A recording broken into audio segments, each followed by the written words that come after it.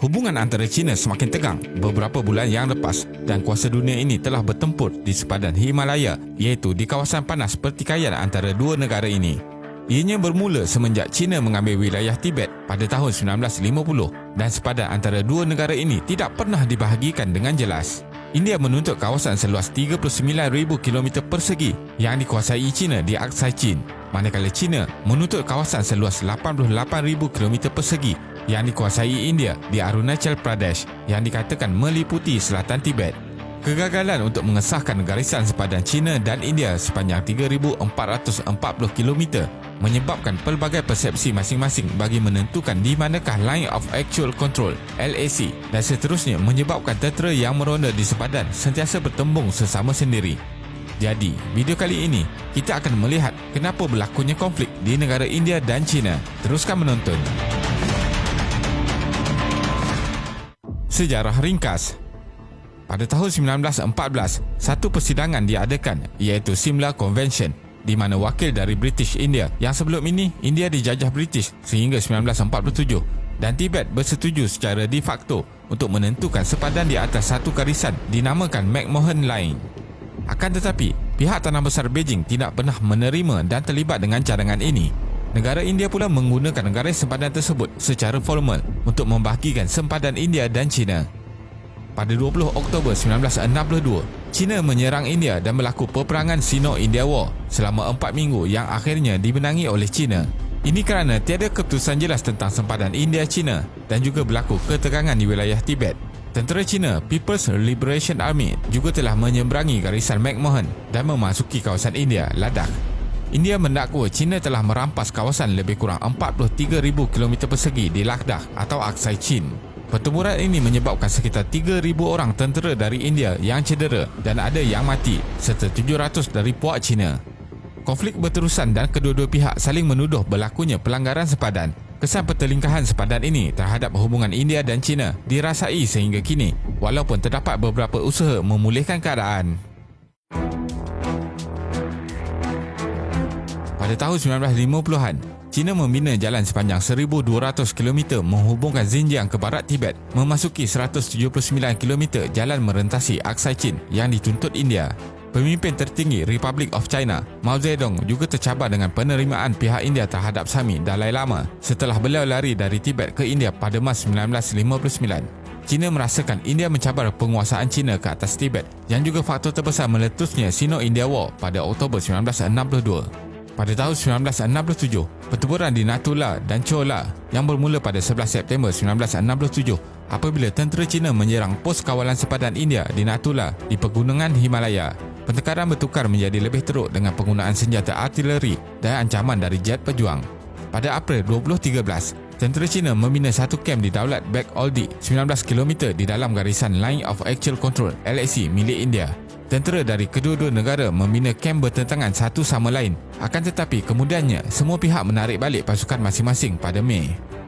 Pada Jun 2017, China membawa masuk jentera berat untuk pembinaan jalan di kawasan Doklap dan mula membina jalan ini.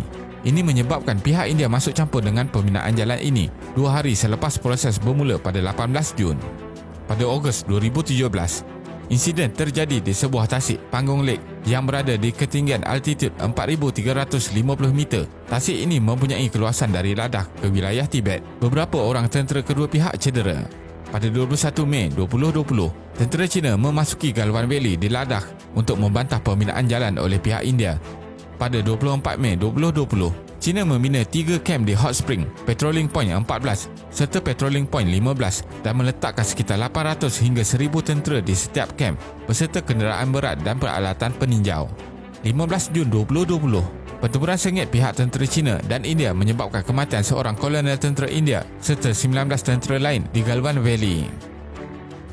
Pertikaian terkini di Galwan Valley. Beribu tentera China dan India diletakkan dalam keadaan bersedia di kawasan Ladakh di pegunungan Himalaya sejak Mei lepas. Selepas itu, kedua-dua pihak bersetuju untuk menurunkan jumlah tentera pada 6 Jun. Namun proses pengunduran ini bertukar sebaliknya pada 15 Jun apabila pertempuran terjadi di Galwan Valley. Pertikaian pada tahun ini dilihat berlaku dengan sangat sengit. Tentera menggunakan senjata kayu, batu dan paku yang diikat pada kayu dan menyebabkan kematian serta kecederaan tentera kedua-dua pihak.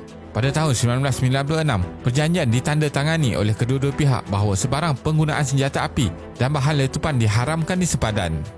Ini adalah pertempuran berdarah pertama selepas tahun 1975.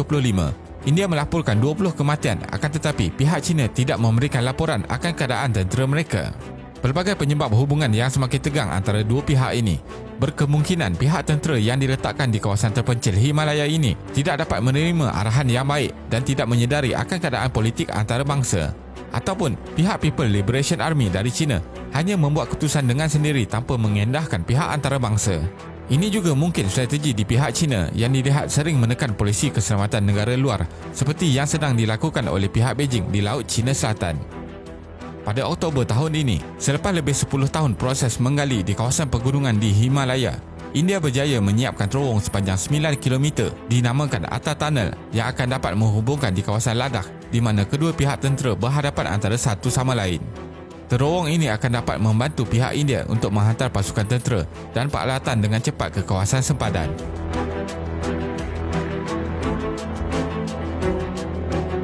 Kedua-dua pihak hanya pernah terlibat dengan peperangan besar sekali pada 1962 dan India mengalami kekalahan dan berundur. Kedua negara kuat ini sangat mementingkan kawasan sempadan strategik masing-masing dan penyebab berlakunya konflik berterusan. Jika tiada pihak yang mengalah, pertempuran boleh menjadi penyebab ketidakstabilan di rantau tersebut. Jika terjadinya pertempuran yang sengit, kedua-dua negara yang mempunyai populasi besar serta mempunyai senjata nuklear dilihat sangat berisiko. Ketegangan pasukan ketenteraan dua negara ini dapat dilihat dari sudut politik, iaitu hubungan tegang antara kedua pemimpin negara, iaitu Perdana Menteri India Narendra Modi dan Presiden China Xi Jinping. Menurut bekas Panglima Tentera India, jika perbincangan diplomatik tidak berjaya, China akan meneruskan penglibatan kuasa ketenteraan. Akan tetapi, pemimpin dari dua negara ini dilihat matang dalam mengira kos dan kesan peperangan. Mereka akan mengelak dari berlakunya peperangan besar. Namun dengan persempadan yang masih belum jelas, ketegangan akan terus berlaku di masa hadapan. Ekonomi juga akan terkesan kerana China adalah antara rakan pasaran terbesar India. Kerajaan India juga telah mengharapkan lebih 150 aplikasi dari China, termasuk TikTok, kerana isu keselamatan. Pemerhati melihat bahawa kedua negara besar ini perlu berbincang untuk mengatasi masalah ini jika tidak mahu menanggung kerugian di masa hadapan. Kesimpulannya, tidak dinafikan kedua negara berjiran ini membawa kepentingan sesama mereka. Kerjasama dalam ekonomi adalah contoh paling penting. Antara dua negara ini, India dilihat terkesan dengan konflik ini. Perdana Menteri Narendra Modi menghadapi tekanan rakyat yang mahu memboikot produk dari China yang merupakan strategi yang tidak menguntungkan India bagi melawan kuasa pasaran China yang sangat besar. Defisit perdagangan India bernilai 57 bilion US dollar pada tahun lepas yang jauh lebih besar dari jumlah pasaran dagangan kedua pihak yang bernilai 2.5 bilion US dollar. Ini kerana separuh dari jumlah barangan elektronik diimport dari China dan India juga mengimport lebih 2/3 bahan asas untuk membuat ubatan, iaitu sektor paling berkembang dan menguntungkan di India. Terima kasih kerana menonton dan jangan lupa subscribe. Jumpa lagi.